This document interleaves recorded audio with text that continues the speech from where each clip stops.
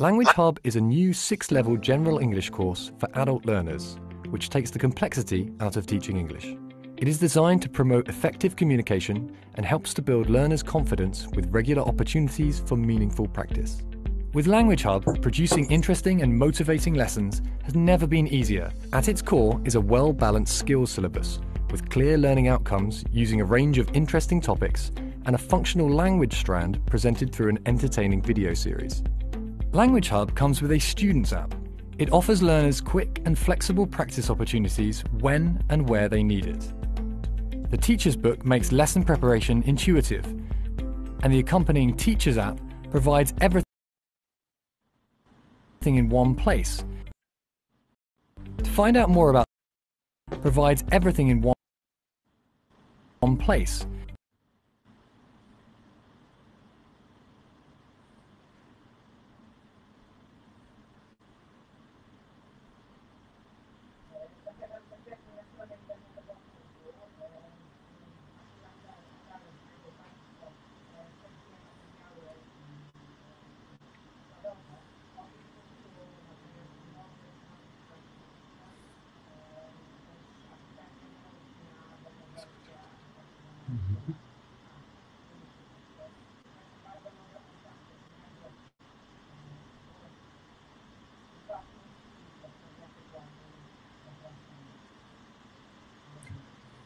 We hope that you can hear us. Okay, so, yes. So there are two important things. One of them is, more important or importanter than the other one.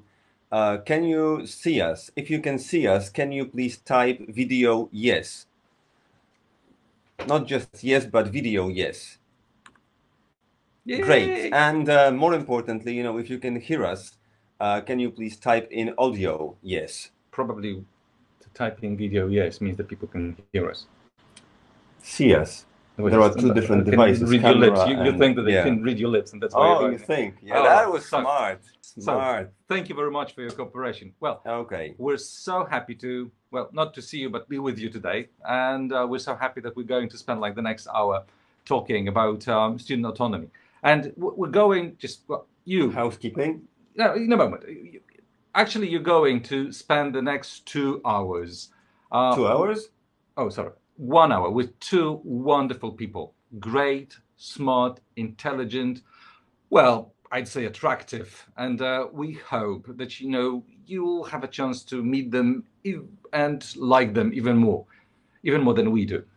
Yeah, I guess you have somebody particular on your mind, but, this session is by us, but it's not about us. So we would like you to meet these two wonderful individuals, Hubert and Zuza. And we'll tell you more about them, and we'll use them as examples for our session. But first of all, we have some. Who are they? They're children. And, whose children? Well, can you see some similarities between those children and your presenters of today? That's a difficult and dangerous question, but fine. Can you see any similarities? Smile. Okay. Yeah. Smile? Okay. And let's say yes. That's Thank enough. you. Okay. So now let's quickly establish some housekeeping rules, because the fact is that we can't see you. You can see us. We'll answer all the questions in a moment. So a webinar is it's like a one-way interactive form of communication. So we're going to ask you to do a few things, like, you have just typed in like audio yes, video yes, etc. Anytime we're trying to tell you a joke and you don't know if it's a joke, we're going to show you this sign. If you see this sign, can you please type in a smiley or emoticon on your keyboard? Okay, let's practice.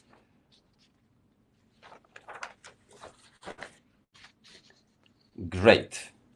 Okay, and also we're going to ask you to type in a few things. Well, they're mostly going to be like yes, no, so Y or N, 1, 2, or 3 for the options, true or false, like, T or F, etc., or our initials. Okay, so in case you don't know, this is Jacek, and his initial is going to be J. And this is Czesław, and his initial is not going to be Ch, but C. Okay, So I guess we're almost like done with the housekeeping rules. Oh, just one thing. Normally when you're like online, just people who have this webinar, they wouldn't like you to have any Facebook on, or Instagram. Well, we would like you to switch your Facebook on. And we would like you to have it, maybe not covering our faces, but, somewhere in the background. We're going to use it, hopefully, in a moment. Just for two reasons, right? Yeah, you could take pictures of this session, like, while it's happening. Yeah. And you can write how wonderful it is. That wasn't a joke. Okay. It was a wonderful session. Oh, it wasn't a joke. No. Okay, anyway. And, later on, you can comment on this, this session and give us some feedback. Okay, so ready? Yeah, ready. So we've chosen, are they siblings? Well, they're not siblings, they're our children. But not like, no. Yeah, separate mothers. Okay, so can you guess which child is like whose child? The boy, the boy in blue? Yeah. Is it the boy? By the way, the boy is the one on the left. So like, right? Is it C's or J's son? J's? Well, J's is J's. Okay. It's a combination of things, okay? C for blue. Okay, so actually, Hubert, the guy, wearing blue, is my son. And Zuza, the beautiful girl, on the right, with, I think, a loaf of bread or something, is my kid. And we've chosen this picture for a very specific reason. It's because we think that, teaching students autonomy in language is a bit similar to bringing children up. Okay, it starts with a lot of teacher control or parent control, but sooner or later it has to lead to some kind of freedom that we call learner autonomy. Because the point is to prepare our students for communicating in real life, not communicate in class while we can control them and correct their language mistakes and help them on the way. But most of the time they will be using their English or any other language, well, for that matter, to communicate when we are absent. Okay, and there's been like lots of talk about learner autonomy, like allowing students to be free, especially when they're like young adults, and this is like the subject of this session.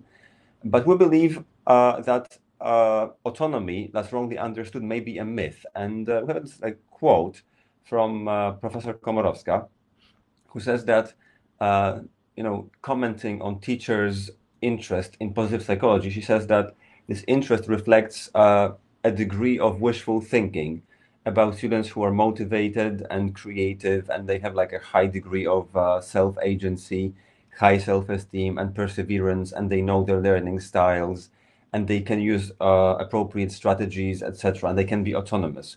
So honestly, do you teach students who are like between the ages like 18, 19 and over? When you teach those students, are they always motivated, creative, full of high self-esteem, skilled in self-assessment, etc.? Type in yes or no. No. Yeah, ties is a good one. So that's why we think that autonomy is a process, okay? And to compare it to communication, like when you take someone to a different town, you don't leave them, somewhere at the bus stop or the communication hub. You have to guide them. And we'll talk about, guiding our students to autonomy, to achieve something that we would call like a realistic form of autonomy. So here is a short quiz. You've got 3 types of students. Type 1 is a student who's, 19, 20, and kind of bored with life, has no particular interests. Type 2 would be a student who has one specific interest. This could be tennis, horse riding, computers, whatever. Anime. Yeah. And the third type is the kind of Renaissance Leonardo da Vinci type of person with various interests. Now, which type of students do you normally teach? 1, 2, or 3? Type in the appropriate number.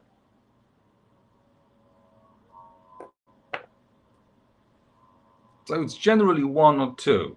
Yeah. Leonardo is probably dead. No, well, there's someone who teaches Leonardo. Wow. Lucky you. Envy. Okay. Okay. So, the thing is that if we think about that, we shouldn't really complain about young people because, well, they are young people and they live in the reality that we have. But if you think about the reality we've got, with Google, the way it works, and with YouTube, the way it works, you can think for a moment, in what way we're given information on a daily basis. And if you take a look at that, if you start typing searching for some information on Google, you know that Google will start giving you suggestions in that particular topic. If you learn from YouTube, and we know that our young adults, it's like they're not teenagers anymore, like in their 20s. Our young adults, start when they learn, they go to YouTube, and from YouTube they learn. They go to different tutorials. They search for information there. YouTube will suggest new films to watch, but they are all in the same manner, and when I watched Netflix, there was actually the situation. I watched Netflix for some time, and I just watched like one film and another film and another, and suddenly I realized that all the films that Netflix suggested to me were more or less about the same topic. So now to change what I was looking for, I had to go to I logged into my son's profile and I checked what he was watching, and this way I kind of switched from one kind of films that I watched to some other genre. The thing is that basically we're given things which are more or less about the same thing. We're kind of channeled to become, if we become experts in anything, it's usually something very, very narrow this way. This is one thing. Another thing about our students is, that they don't really have this kind of time kind of constraint that we were brought in. When we watched a film, like I remember watching The Friends, when it was on, and how much I loved it. But the thing was that it was always 20 minutes. Every episode 23 minutes, and that was it.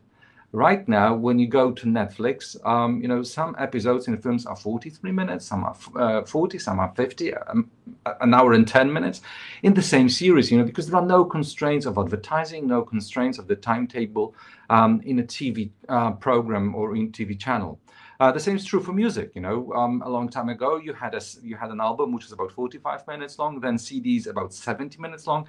Now on Spotify, just an album can be 90 minutes or 30 minutes, and because those constraints are over. So young people, they think in a different way. They perceive information in a different way, and we need to help them. Get out of that. We need to help them to be autonomous, to start thinking, and we as teachers have to start thinking a different way from the way we were brought up. But at the same time, this change of timing, I think, may also be reflected in the change of teaching. Like, when you teach a lesson, and in most course books, a lesson is like one page or one spread. Do you always manage to finish the lesson, on one page or one spread? That's a question. Yes or no? Type in Y or N. Thank you for being so honest. And we think that we should also try and be a bit more sensitive, to what's happening in the class, because the most important thing is not completing a page or completing a spread of 2 pages, but getting to the point and helping our students learn something new. And we think that this learning something new starts with engagement. And we think you have seen this model of preparing a lesson where there are 3 main stages, apart from the warm-up and the closing or the cool down, which begins with an engagement moment where the students get sort of interested in what's happening in the class. Then they study some new language, be it vocabulary, grammar, life skills, anything. And then, this new knowledge is activated in various exercises. And we sort of believe in that model, but we like to suggest a little change. We think that this engage stage does not end at the engage stage. It lasts all the time. So we think that, students have to be engaged all the time. At the moment where the lesson begins, then, while they're studying something new, still engaged. And when the new knowledge is activated, they also have to be engaged. Okay, so this engagement, does not stop after the first 5 or 10 minutes of the lesson. And this is all because we want our students to be with us when we lead them, when we guide them like our children, through the whole process of learning, because we want them to be autonomous, and to be autonomous, you have to be engaged in the class.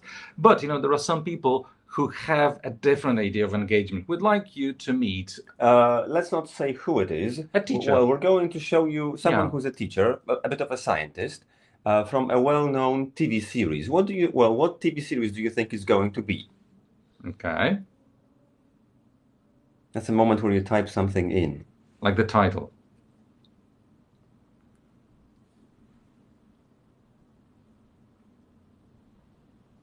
Okay, we can see people typing. Friends, Big Bang Theory, Game of Thrones, Friends, Teacher in the Game of Thrones, Dead Poets Society, House of Cards. Yeah, these are all beautiful inspirations. Breaking Bad is not good inspiration for a teacher. Why not? Okay? I think he got the This, students engaged. yeah, They this- were happy. This brings you money. Anyway, this one comes from the Big Bang Theory, and it's a teacher, slash scientist talking about student engagement. Okay. A quiver of whimsy. Do you realize that teaching is the first thing I have failed at since my ill-fated attempt to complete a chin-up in March of 1989? If this humiliating experience is really troubling you, there are things we could do about it. For instance? Well, the first thing that comes to mind is isolating the part of your brain where the memory is stored and destroying it with a laser. No. One slip of the hand and suddenly I'm sitting in the engineering department building doodads with Wolowitz. All right. Have you considered improving your socialization skills, thus allowing you to communicate more effectively with other people? Isn't that their burden? I'm the one with something interesting to say. Fair enough, but in its essence, teaching is a performance art. In the classroom paradigm, the teacher has the responsibility to communicate, as well as entertain and engage. I sense that you're trying to slow walk me to an epiphany. Would you mind very much jumping to it? Perhaps you should consider taking acting lessons. Acting lessons. Interesting. It might help if I could act as though I care about my students and whether or not they learn. Okay, so, well, maybe this is a little bit extreme. We don't think we have to act that we care about the students because we do believe. So what can we do? How can we work with our students, to show them that we care about them, show that we're interested, and at the same time, get them engaged so that they move with us and they learn things slowly and they become autonomous in their own learning, in their own approach to the language. We believe that it all starts with, well, personalization, with getting personal with whatever you're teaching your students. And remember we asked you to have this Facebook or Instagram page somewhere in your computer. This is the kind of picture you get on social media. Whenever we have something like we have social. Is there anybody here who doesn't have Facebook? Like yes, if you don't have a Facebook. No. Oh, I know if you don't have a Facebook. Okay. So you Okay. all have Facebook, right? So the idea is that when you have Facebook or Instagram, you can ask your students, when you want to personalize things, you can start in the first class with saying, what, can you please take out your mobile phone? Can you just like this is in the class, and can you please check the last post you have? Yeah, and this is actually something we would like you to do now. So you can open that other window with Facebook, Instagram, or any other kind of social media that you have recently used. And we would like you to quickly check, your last post, preferably the one with the picture. Okay, so this might be Facebook, Instagram, not Snapchat, because it's like more personal. Okay, so something you sort of showed to the world. And think of 3 words you could use to describe this post. And can you please type them in? While you're doing that, we'll explain how we would do it in the class. In the class, we ask our students, to take this, and we ask our students, to talk to each other about the post. We ask them, can you please discuss what's in the post? They can hide the phone, they can show the phone, they can ask more questions. But the thing is that we would like them to get personally involved. We're talking about engagement. We're talking about thinking about social media from the perspective of their own lives. A good book will give you the right questions, but the good book will never take a look into your mobile phone. So, you can start with these pictures and move on to something that will be more personal. Love, couple, holidays, drawing, there was also landscape, something about architecture. teaching. Okay, try and remember that picture because we'll be coming back to this in about 5 or 7 minutes. Okay, so as you can see, some of your posts are informative, some of them are like job related, etc., etc. Okay, so this is one thing, but definitely when you start with students who are about the age of 20, we teach at the university, and we know that some of our students are watching right now. Greetings. Well, this is going to work because it's really difficult, to find people who are around the age of 20 and over who don't use mobile phones, who are not immersed in mobile technology, in social media, etc. Okay, so the next thing we believe it's a good thing to do is just like getting personal on a different level. You just like asking our students about their plans, about what they want to do, and about the lists that they would like to do in their life. Yeah, and we will start with something like bucket list, but we have this idea that when you make a bucket list, it's usually about yourself. But we like to to propose or suggest an extension of that. We think that it sometimes makes sense to ask our students, they have got some life experience at the age of 20 and over, to write down their own bucket list from the time when they were 10, for example, or the time when they were like 15, and their present bucket list. And then you can move on to something like, their imaginary bucket list when they reach the age of 30, 40, or perhaps, think about the different members of their family. Like think about, the bucket list that perhaps the mothers would write, or something that, their fathers would write, perhaps our age, right? So because the thing is that, if you think about such lists, you suddenly be getting to something personal, and, having a personal relationship with your student, is creating something which is invaluable, something that will make your student listen to you. What I like to do with my students, I tell them, what, when I was like 20, I had some goals, and when I was 20, I thought about my life where at the age of 30, at the age of 40 and 50, and I thought like what kind of person I would like to be at that age and what I would like to achieve. And this is what I do with my students. I tell them, okay, think about that, have this list, create this list, because then in 10, 20 and 30 years time, you can remember and you can see whether you are a happy person or not. I am. because most of the things have happened. But there's another kind of list that we also like to do with our students. Yeah, just one more thing. If you teach, making bucket lists for different people, like, imagine the kind of bucket list that, your elderly neighbor, for example, would create, or, this attractive person who lives next door. I think it also teaches you a bit of sensitivity to other people, right? And, it teaches you to be a bit more sociable. Okay. And now there's one more thing, one more kind of list. We ask our students at different levels. This is actually a teen group, but we do that with different levels of students. We tell them, can you please share a list? And they give one thing on the list of, for example, books you'd like to read or songs you like to listen to. And if they give you a list of songs, then you can, play Spotify in the class and you can play this music to your students. And if you have a list of books, you can take a look at some of them and read the books that your students suggest you, and then you can discuss some of the things that you've read. I actually, thanks to that list, I read every day, każdego dnia. It's a nice romance story for young adults, / teens. So the thing is, working, discussing, talking, creating a personal relationship is a way of becoming a kind of let's say, gentle guide. Because if you have a good relationship with your teacher, you will listen to this teacher giving you advice, and to this teacher showing you that, well, I know something. I've been there. I've seen that. I've had my bucket list at the age of 20, just like the way you are. And now, I can share something that we have together. So that's the thing we'd like to do. I like to suggest a sort of digital or cyber extension of that. Are you on Instagram, anyone? Amish boy. Yeah, so those of you who are on Instagram, this is something I do with my students, even when I'm not in the classroom, I'm not, with them, physically. I just, put a post on Instagram stories asking for songs or films that they're currently watching or listening to. And then, I put up the whole list. And if it's, for example, a list of songs, then I just, next day, 24 hours later, I will just, put up a whole Spotify or Apple Music playlist for everyone to share. And this way, I think, you can, it's not just communicating with them, but it's also, benefiting from education in a more holistic way. It's like, you can watch TV series you would never hope to watch. You can listen to music you would never even have thought, even existed.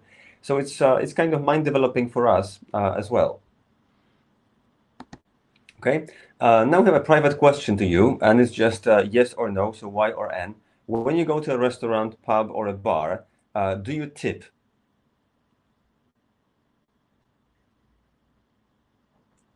Great. And now, this may also be, a nice beginning, because, tipping is a very emotional subject. Because, those of you who have worked in a restaurant, you might be thinking that, who should get the tip? Should it be like, spread evenly between the chef and, the waiter, the waitresses, etc.?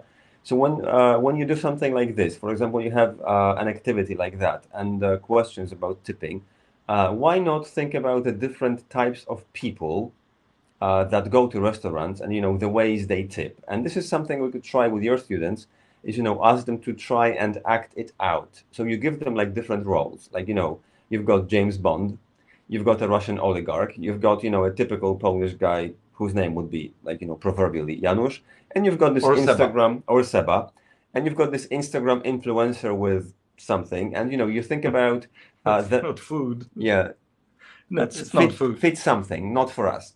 Well, when you do this activity, you not only do you ask your students like whether they tip or not, but you ask them to imagine the body language as well as the language itself that they would use to tip if they were James Bond, if they were a Russian oligarch, etc., etc. So you can always, extend that a little bit, broadening their horizons, again, opening up their eyes to different types of people. And getting personal, because, again, remember, being personal, being involved is something that keeps the lesson going, that keeps your students' engagement, and engagement is something that, helps your students develop, learn, and keep moving in their autonomy.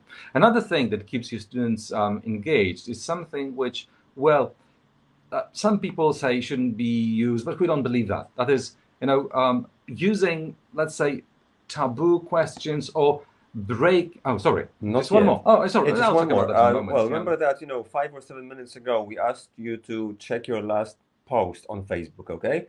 And this is something you could do as well, because lots of people complain about the fact that Instagram reality or Facebook reality is too idealistic, and we don't live that way. We only post the most beautiful moments.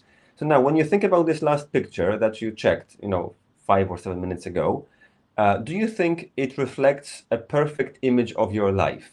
So can you please type in the word perfect if it's like a perfected version of your life, or realistic if it's something like your regular dinner without any filters, and if it's you, for example, doing splits like this woman at the bottom picture. Because realistic, real, realistic, perfect, realistic. So most of you are realistic. So that's also a way to show our students that you can be realistic and still beautiful. Yeah, thank you. Because that's what you are. To us. Now, I'll come back to this thing with using taboo or going a little bit outside political correctness. I do remember a class in which we were discussing something. It was early afternoon. My students were a little bit tired, a little bit disengaged, and we just started talking about sports. And just some of them started giving examples of sports, and just say, "I like the sport because you can die, and just like you can get hurt." Like suddenly the mood went from we're bored into we like danger. We just want to do something crazy. And I said, but come on, there must be sports which are not dangerous, which are not extreme. And then my students said, well, no, all sports are extreme. I said, yeah, what about chess? And then they gave me lots of different ways of dying while playing chess. They talked about having a heart attack and some things I don't think I should describe here because I don't know, maybe there could be children watching. So the idea was that, suddenly we moved from talking about sports to something slightly extreme, slightly politically incorrect. Well, it was very politically incorrect. I didn't stop it, because, going a little bit further, again, showing this side, going with your students, sometimes black humor, helps you, again, create some kind of bond. I would never allow any jokes that will be offensive or will attack any groups. But, any humor which is politically incorrect and is acceptable is welcome. So now we'd like to ask you to take a look, like have some ideas which we could ask our students to say, okay, can you please prove that, give us reasons. So we'd like you to take a look at men have more than 3 feelings. Yes, and we'll try and make it like one big collective task of about 200 people. We would like you to type in 1. So it's going to be like 200 altogether. We would like you to type in 1 emotion that you think men are capable of. Now we have like 10 or 20 seconds to type in that emotion. Anger, fear, hunger, anger, fear, devotion, love, joy, Thank compassion. you. No. Yes, passion, happy, love, jealousy, joy, fear. Okay, so we see that altogether we are proving that the stereotype that men have like 2 feelings or 3 feelings, like hunger and thirst. Yeah, and that's it, right? Interest and lack of interest, for example. You know that this stereotype is not only hurtful but false. Yeah. So the thing is, we can go extreme with anything, and the idea is that that to get our students engaged, we need to look for lots of different topics which are true to life, which are something that they can discuss. Something. Remember this channeled interest, something that's on the one hand not far away from the interest, on the other hand it's like something that maybe they haven't thought about, and maybe while studying some stuff that they're really into, they haven't discussed. We have to give them lots of different choices. But it's not everything. We have been talking about getting our students engaged and involved, but there's another thing that's connected with our students being autonomous. That is, leading our students where they should be and showing them what they can do. And now we'd like to talk about 2 different approaches, very similar, but approaches, to teaching.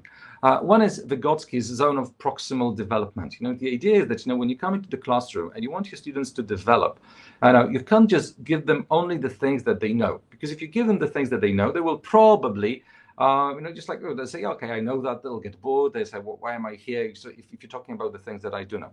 On the other hand, you can't give them information which is too new, too out of reach, too complex, too complicated, because they will be unmotivated. They'll say, I will never understand that. I'll never grasp it. So just like, there's no point in even trying.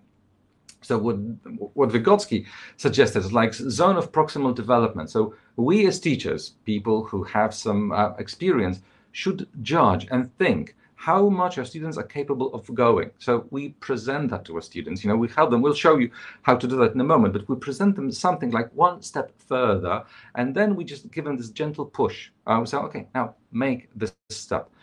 Learn it, take a look, discuss it, study it. And once you're there, this becomes something that you know. This is the way where you can work unassisted. So then we can make you move one push further. So the idea is not giving our students too much. Autonomy is not like Czesław said at the very beginning, leaving your student with grammar or a text is like, work with it. But do you giving the right text or the right kind of amount of grammar for them to study and work things out so that they can develop?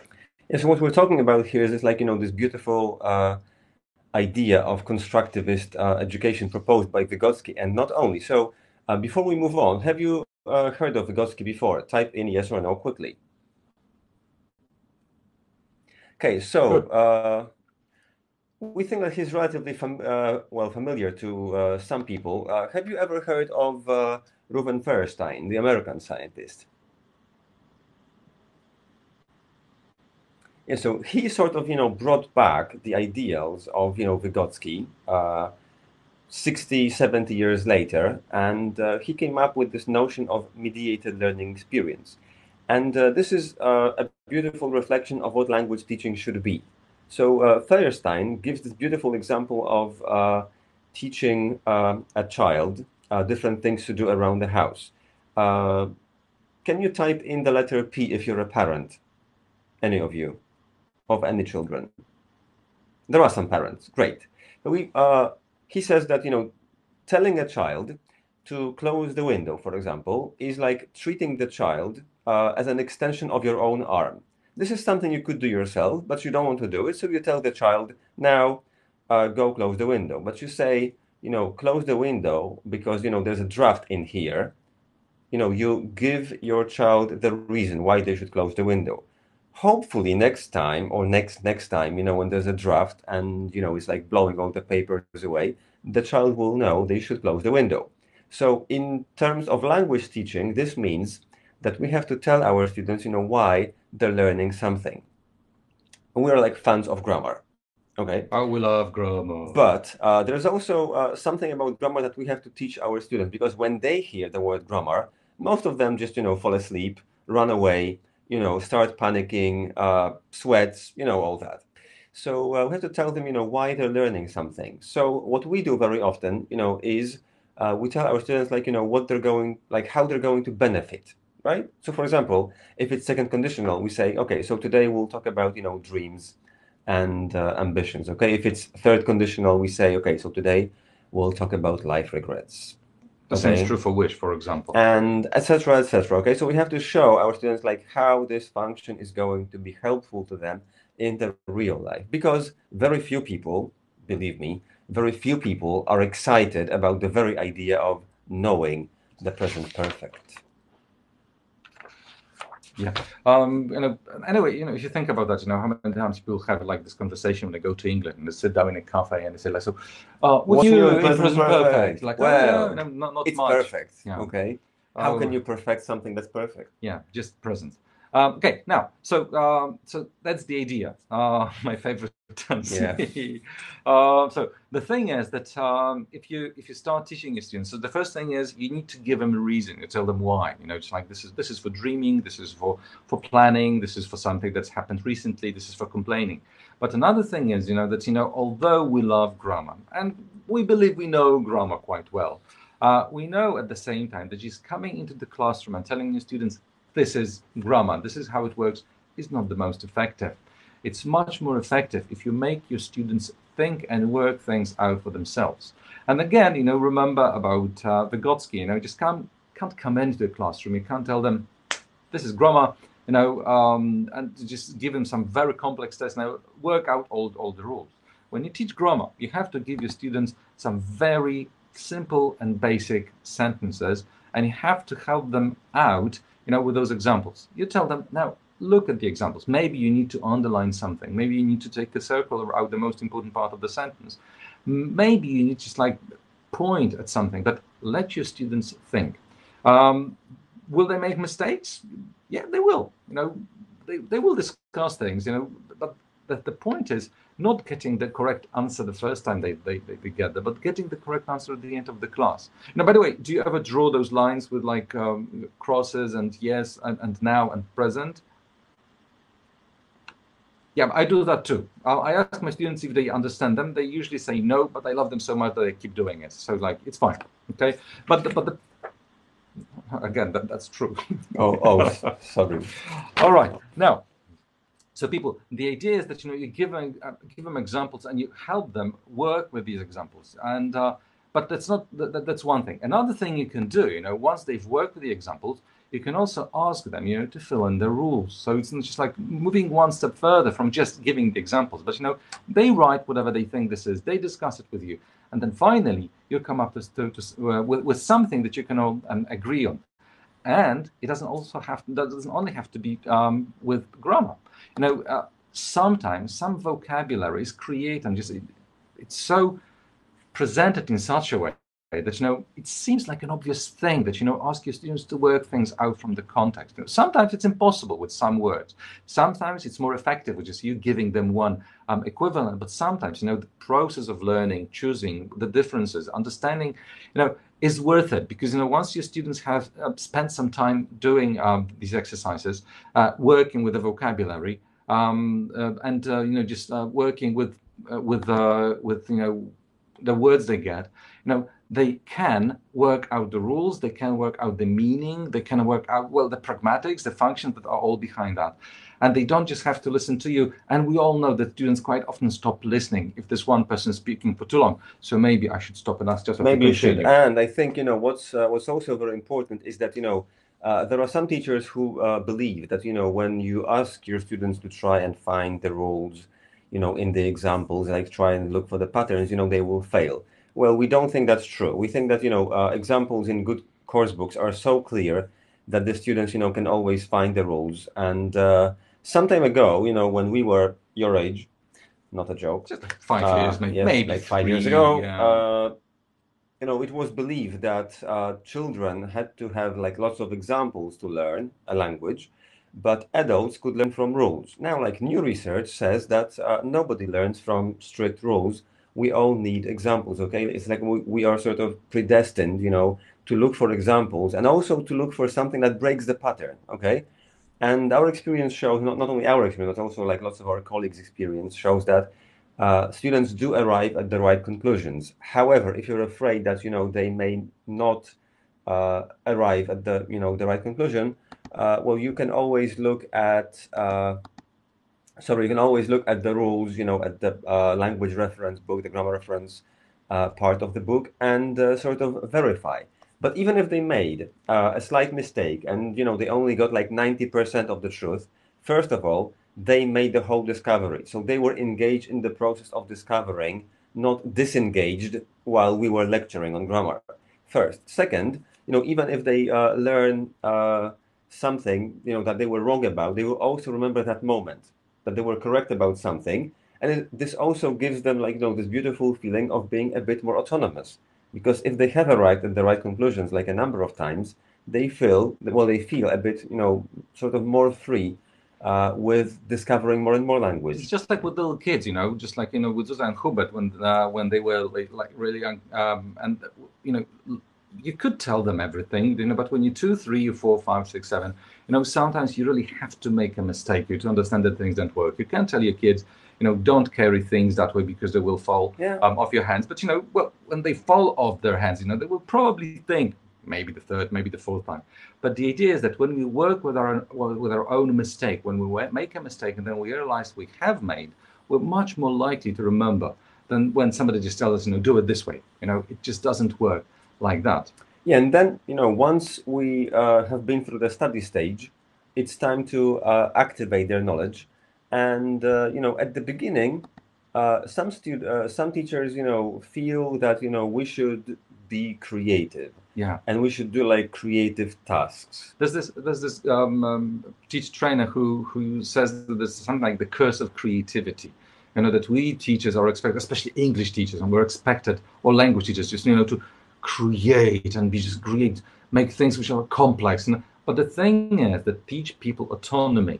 You have to give them safety. They have to feel safe. And start with something simple, like, think about teaching a child to walk. Like, we normally pick, like, surfaces that are more or less flat and more or less like, not too rough, not too smooth, not too icy, right? Not climbing in the mountains. Yeah, or taking a kid to an ice rink, unless you're a crazy parent, in which case, don't do it anymore. Please, okay. Stop it. So in the same way, we like to teach with something simple, something mechanical, so that the students can sort of, get, the right motions before we go on to do something more creative. But even, practicing form, something like this may be fun. Yeah, so first, you work with those easy exercises, very controlled, very slow for your students to get to where they want to. And then you have to be more fun, but still work I would like with to the show form. you something that is simple, an exercise that you can adapt to any kind of structure that you want to teach. Are you familiar with the idea of yes-no questions? It's a yes-no It's question. a yes-no question, So by the way. You can type in yes or a smiley. Thank you for the no. Well, that's nice, yeah. Okay then. So now stop typing. Oh, there's going to be another question in a moment. Are you familiar with the concept of yes questions? No, that's no. a paradox. You see, it's a concept of yes question, but you're typing in no. So we're going to show you, well, the idea of yes questions. So what you do as a teacher, you prepare a series of questions. You ask your students to prepare a series of questions that they will ask you, but or their partner, or the partner, you as a teacher or the partner will have to say yes to. Yeah, so it's based, on how well you know the other person. And don't worry, even if your students have just met, and they've been together in the same group for something like 3 weeks, they can just do this exercise based on their first impressions or very early impressions of their partner. Okay, so the task is, to put it simply, to write down 5 questions looking at your partner that, so that the answer is yes. And they have to use the same grammar structure so that it is mechanical drill, which is interesting and mechanical using the same structure. And as you can see, you could adapt this, this exercise to any kind of structure. Present simple for daily routines, past simple for what you did last weekend, going to for what the person is going to do, in the next couple of days. So now a quiz for you. But there are 2 teachers here. Yeah, so that's the moment where we're going to ask you to type in the initial, but when we say stop typing, then just stop typing, okay? So all these are kind of yes for, to one of us. So the first question, have you ever slept in a cemetery? Do you think Jacek has done that? J or C? So type in J or C. I look like the one who sleeps in cemeteries to people. Yeah, see? Nice. Okay, nice. Stop writing, stop typing. We need to move on to the next question. Now, the second question is, have you ever been arrested? So which one of us looks like, the one who's been arrested? Bold. Thank you. Sorry for the word. The Actually, the badass. yeah, actually, all these are true about one of us. So if you say neither, that's not true because, well, it is true. And okay, the next one. Stop typing. Have you ever worn female lingerie? No, I'm really scared. Oh, yeah. Yeah. So, all right. Oh, thank you. So I sleep in cemeteries and wear female lingerie. And I get arrested for that. Okay, then. So question 4. Stop typing for a moment. And question 4, have you ever eaten brains?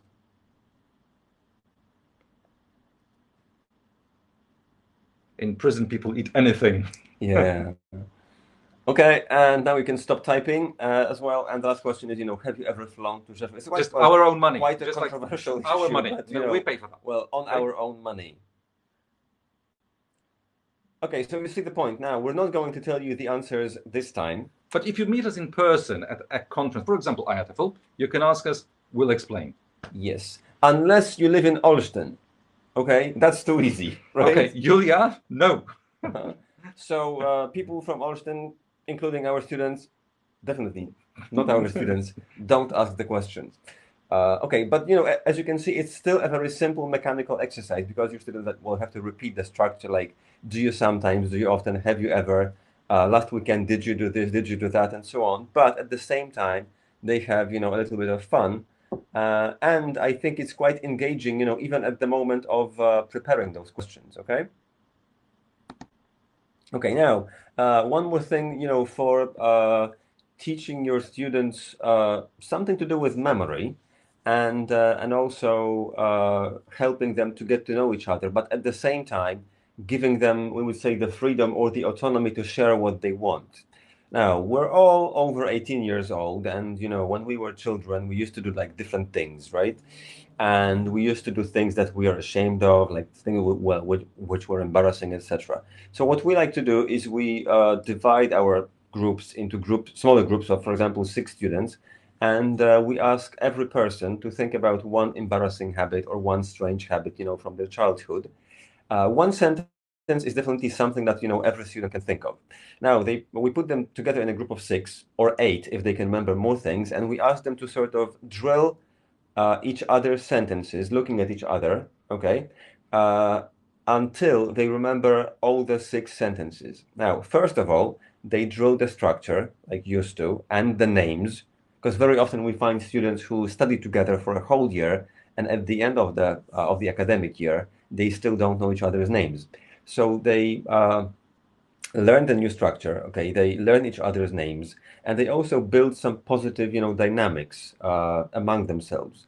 Because, the tricky thing is that, when your students meet again, like, 10 years later, they may not remember their names, or they may not remember, like, different things, but they remember, well, this fact, you're the one who used to go to prison camps, or you're the one who used to eat sand or anything else, right? So we would like you to decide, well, these sentences are also, well, again, about us. I used to cry when I got second-hand school books. Which one of us is that?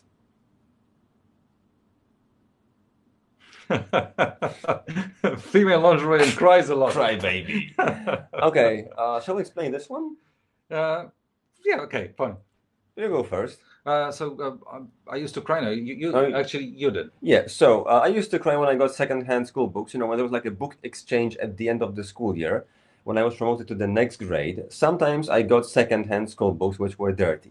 So I used to cry in order to sort of force my parents and my teachers and my classmates to get me the new books, and I just gave them second-hand books. So if you thought crying was a good way to get what she wanted, well, sometimes it is. Okay, so I used to go to prison camps, and just to tell you the truth, actually, well, I wasn't a prisoner. My dad used to work as a well, in prison, work, please remember that.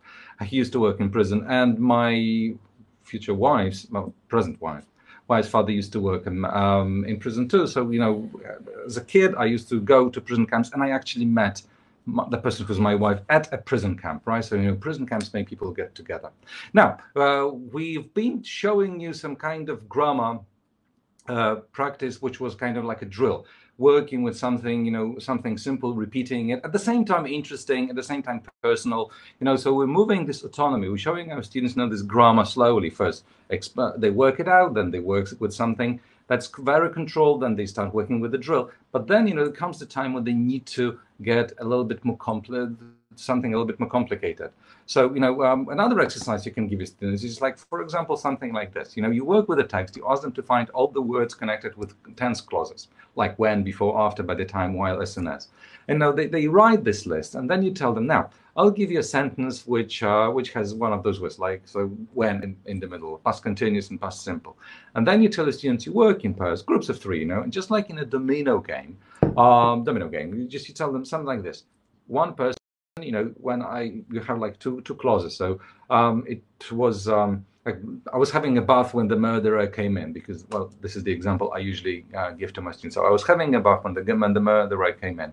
The next person in a pair or a group of three gets when the murderer came in. They have to use this part with before, after, by the time, while, as soon as. So when gets crossed out from the list, and they have to use the next word.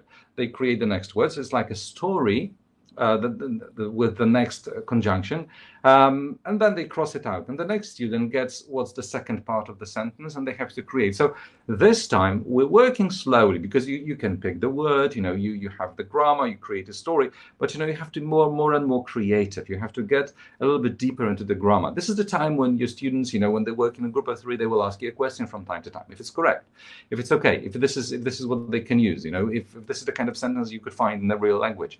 So this is what autonomy, is at its fullest, because they know the rules, they know the grammar structures, but now they're trying to create something. We're giving them this chance. And then the next thing that we believe you need to give your students is something which is, which is the most important thing in a language. Let's communicate in speaking, because most of our students need their English for speaking. But again, if you come to your students, and you tell them, now people, this is the grammar, you practice it, now talk.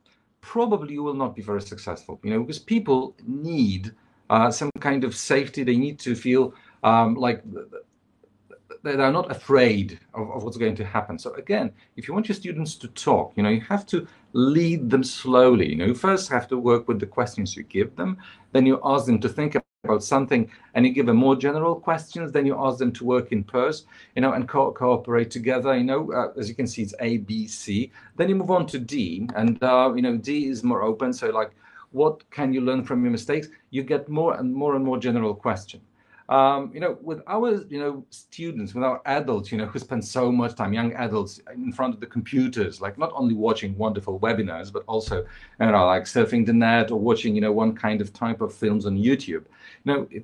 Sometimes, they lack the skill in which they can actually, continue the conversation. It's like, you remember Sheldon, it's like those of you who like Big Bang Theory, you remember Sheldon, there's like, he consciously thinks of what he should do, to continue conversation sometimes, or communication, if he actually feels like it. So, sometimes we need our students, to be like provided this basic vocabulary, things to say, so they can continue a conversation, so they learn what to say next. And there's no shame in that. It's like teaching people how to communicate in a natural way. Again, being autonomous. First, simple questions, moving on further, giving them some kind of scaffolding, some kind of route to go down, and with all the help, so that they become finally independent users of the language later on, after they finish your course. Yeah, but there's one more aspect of autonomy that we would like to touch on, before we start, finishing this session. It's about, some teachers say that, talking about serious problems, like, past mistakes, that's too serious for a language class, and, students may be unwilling to talk about that. That's also the point of autonomy, because your students can choose how much they want to share. So those of you who teach adults, or even teenagers, have you ever had students, sharing like bits of their personal life with you? Type in Y or N. And of course, you know that they only do it when they feel comfortable with you. So when you have a task like this, for example, what kind of mistakes, have you made in your life? Depending on how comfortable the students may feel with you, they may tell you something, simple, like I regret not going to see you two the first time they came to Poland, something that's quite, say, trivial, right? If they feel more comfortable, not seeing you two is not trivial. Well, depending on whose list, right? So, depending on the level of comfort, the level of familiarity between you and your students, or among themselves, they will tell you different things. So they have the autonomy, the freedom to decide what they want to share, how much they want to share. The things, let me just go back to used to for a moment. The things I've heard about my students, about what they used to do, were also like different levels of, let's say, embarrassment. But it's also an aspect of autonomy. You share how much you want to share at the moment you want to share, etc., etc. Okay, so perhaps like one of the last things for you to do would be, we've got two serious life regrets. Again, they're ours. One of them is mine. The other one is Jacek. So I shouldn't have chickened out of the basketball test. Do you think it's Jacek's regret or mine?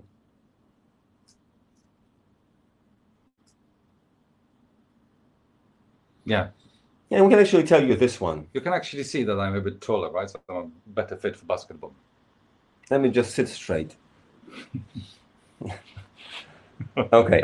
So, and once again, it's you, and also it's, your own autonomy as the teacher. You can share, however much you want. Okay. So, what we've been trying to show you is, how to work with your students, how to lead them gently, with the help of a good book. And we believe a Language Hub is a great book to do that.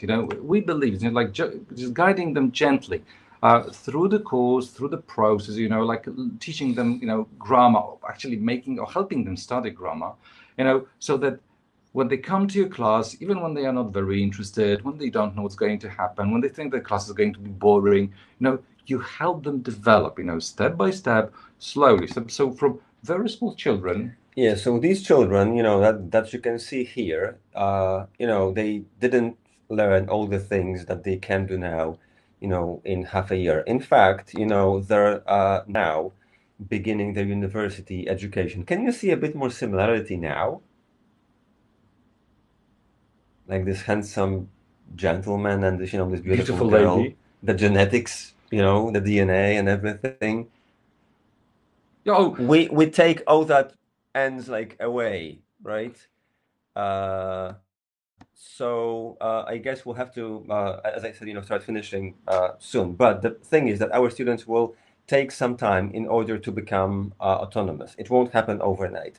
So they need time, but they will get there. Now Yes, we don't know if you're going to be able to hear our host in a moment when she takes over. So before if you don't hear her, we'd like to say thank you very much for coming here. We would like to thank Macmillan for having us, for giving us this wonderful opportunity to spend some time with you, to share our ideas, to tell you what we really like. Oh, and here's our host. And just before we finish, if you would like to leave us some feedback, you can do it on that page.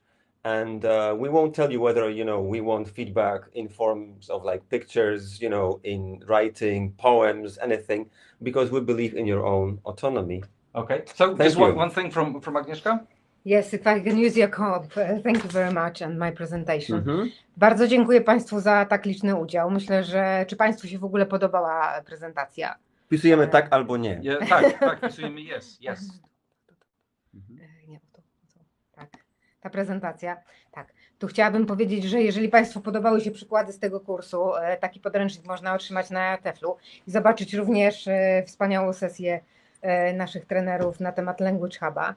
Jeżeli Państwo nie będą na JATEFL-u, to zapraszam do kontaktu z reprezentantem wydawnictwa Macmillan.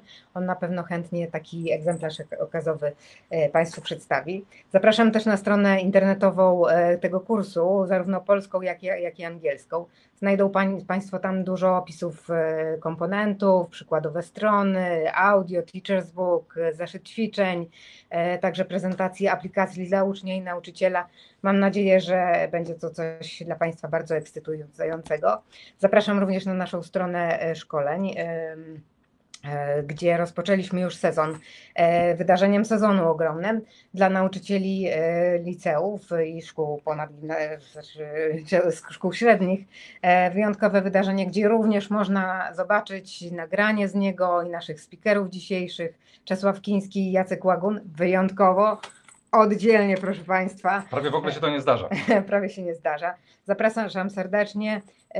A jeśli chodzi o materiały z dzisiejszej sesji, proszę wejść na stronę szkolenia, gdzie znajdą Państwo certyfikat uczestnictwa tuż po zakończeniu naszego webinarium. Jutro pojawił się również wybór slajdów, nagranie z webinarium dla tych, którzy nie byli, którzy sobie chcą odświeżyć. Mogą Państwo napisać recenzję dzisiejszego szkolenia również na tej stronie internetowej lub ocenić, dać nam swoje bardzo cenne wskazówki w Click Meetingu. Po zakończeniu tego wydarzenia pojawi się Państwu taki formularz, gdzie można swój ranking dodać. I myślę, że to tak naprawdę wszystko od nas. Ogromnie dziękuję za świetną sesję. Zapraszam na szkolenia Macmillana i doktora Czesława Kińskiego, Jacka Łaguna. Dobranoc Państwu, dziękujemy. Miłego wieczoru. Miłego wieczoru oczywiście.